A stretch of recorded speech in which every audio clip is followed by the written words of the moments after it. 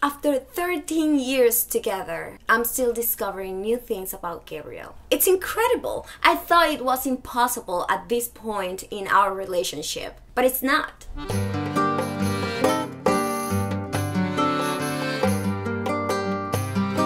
A few weeks ago, we started going to the same gym. We like to respect each other's spaces at the gym. I do my thing, he does his thing. And from time to time, we run into each other. Today I realized that Gabriel not only has a non-verbal communication with me to say, hey, I'm here, but also has a very obvious physical way to do so. The thing is, Gabriel winks at me all the time, every time he runs into me. The first time, I let it go. The second time, I let it go again.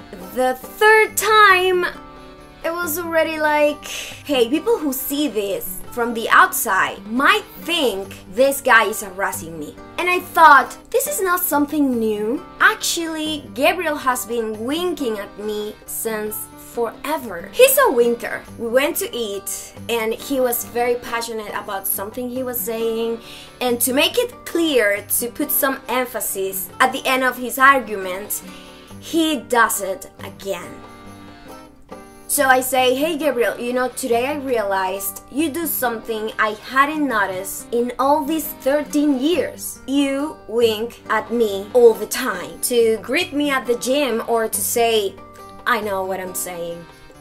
So Gabriel says, is this something that bothers you? And I say, no, it's not like I hate it, but I cannot tell you that I like it either. I just don't know how to feel about it. I have mixed feelings about it. It's like you're saying, hey, I'm here, you're not alone.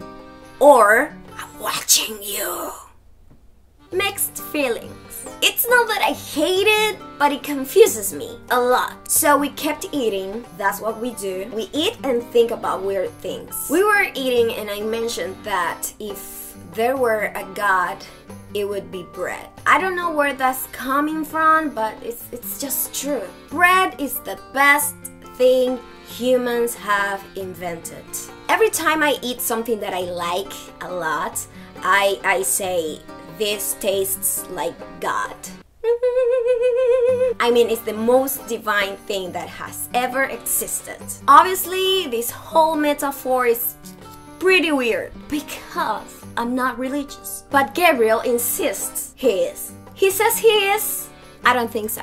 Because the way he assumes he is religious is pretty weird to me. I don't go around telling people what to believe or not believe in. I do not care about that. Let everyone believe in whatever they want to. I'm just not religious, and absolutely not like Gabriel. Gabriel says he is, but hey, he blasphemes a lot. A concept that for me is very strange because I would have to believe in something to feel that some comment is a blasphemy. Although me saying that bread tastes like God, you might think that's a blasphemy. The point is, if you really believe in something, you wouldn't blaspheme at all. Gabriel says he believes in God, spends time talking to God, spends time screaming at God. He has a very complicated relationship with God. Let me tell you something. It's a very toxic relationship.